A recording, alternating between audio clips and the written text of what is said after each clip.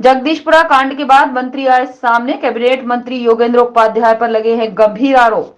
जमीन कब्जे में संलिप्तता के लगे हैं आरोप। योगेंद्र उपाध्याय ने मीडिया के सामने रखा अपना पक्ष। मुझे बदनाम करने के लिए रची गई है साजिश। साजिश में भाजपा नेता भी हैं शामिल। सीएम के संज्ञान में भी लाएंगे पूरा प्रकरण। देहात के सांसद पर साधा कैबिनेट मंत्री ने निशाना। कहा, जब नीचे ऋषि मुनि तपस्या करते हैं तो हिलता है इंद्र का सिंहासन। सैफई के मनोज यादव को बताया मास्टरमाइंड। सैफई परिवार का मनोज यादव को बताया खास। मनोज यादव के इशारे पर हुआ है कब्जा। आगरा पुलिस पर भी मंत्री ने लगाए गंभीर आरोप। टहल सिंह नहीं है जमीन का मालिक। टहल सिंह के कई कारनामों की लिस्ट मीडिया को कराई मुहैया। देखिए, अनावश्यक रूप से कुछ राजनीतिक विद्वेष में लोगों ने मेरे नाम को शामिल किया और आधार दो बताए। पहला आधार तो ये बताया कि एक एग्रीमेंट 20 साल पहले का एग्रीमेंट की म्याद 1 साल थी। एग्रीमेंट की म्याद खत्म हो गई, एग्रीमेंट खत्म हो गया। बल्कि मैं अपने बिहाफ पर कहता हूँ, मैंने तो 6 महीने पहले विड्रॉ कर लिया था।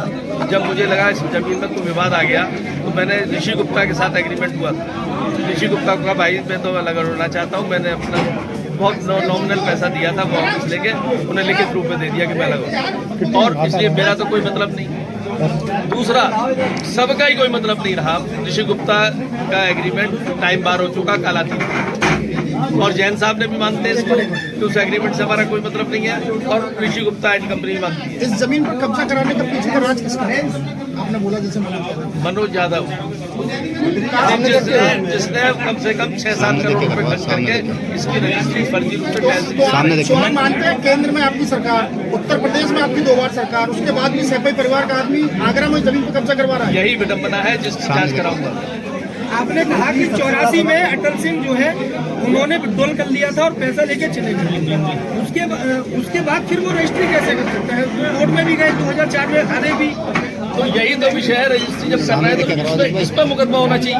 मेरा कहना यही है कि जिन पर मुकदमा होना चाहिए फर्जी काम करने वो तो हुए नहीं है, और जो असली मालिक थे उन्हें बाहर कर दिया। 2004 में नाम ले रहे हैं, उसका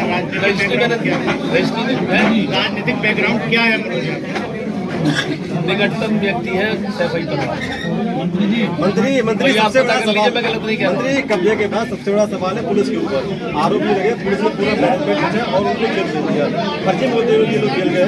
आप क्या मांग करते हैं, क्या कार्रवाई होनी चाहिए? बाकी मैं तो कह रहा हूँ निष्पक्ष जांच होनी चाहिए। इस पक्ष की भी होनी चाहिए, इसकी भी होनी चाहिए। टहल सिंह ने गलत रजिस्ट्री कैसे की, इसकी होनी चाहिए। उमावती कौन है, इसकी होनी चाहिए। टहल सिंह जिंदा है कि नहीं है, क्योंकि मुझे नहीं मालूम।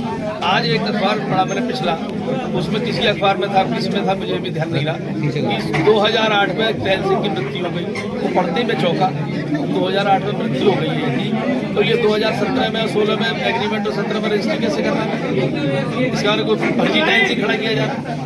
सवाल ये नहीं है, सवाल पुलिस की भूमिका पर है। पुलिस ने कब्जा कराया है क्योंकि 5 लोग खिलाफ मंत्री जी आगे एक मिनट, सवाल पुलिस के ऊपर है। आप पुलिस के जो तमाम अधिकारी हैं उन पर क्या बोलना चाहेंगे आप? देखिए, पुलिस ने कब्जा कराया, चाहे जिसका कराया वो गलत है। पुलिस कब्जा कराने वाली कोई नहीं है, चाहे रवि यादव का कराया हो या आप लोग जैसा कह रहे हैं। मेरे जानकारी में जैन साहब का कब्जा था पहले। मंत्री जी, सीएम साहब डायरेक्ट हस्तक्षेप इस मामले में कर चुके हैं और इसमें पुलिस आयुक्त का तबादला भी है, तो आपको नहीं लगता बिल्कुल स्मूथ जाएगी अभी जांच? नहीं, तो स्मूथ जाएगी। योगी राज में जांच स्मूथ ही जाएगी, और हम भी चाहते हैं। कमल चौधरी का क्या रोल निकल के आया पूरे इस प्रकरण में? कमल चौधरी भी पहले वाले एग्रीमेंट में एक पार्टनर थे, उसके बाद नहीं थे। उसके बाद इनकी और क्या है मुझे नहीं मालूम। पुलिस ने जो मुकदमे कायम किए वो गलत किए कमल चौधरी पर। अब ये तो पुलिस के विवेचना पर निर्भर करेगा। मैं अपना जजमेंटल स्टेटमेंट दे ही नहीं सकता। पुलिस ने उसी दिन कब्जा क्यों दिलाया जिस दिन उन लोगों को जेल भेजा गया? सबसे बड़ा सवाल ये है, उन लोगों को जेल भेजा गया था जिन पर शराब और गांजे का आरोप लगाकर पुलिस ने। किसको कब्जा दिलाया पुलिस? जो पार्टी थी वो काउंट्री बॉल कराई गई रातों रात।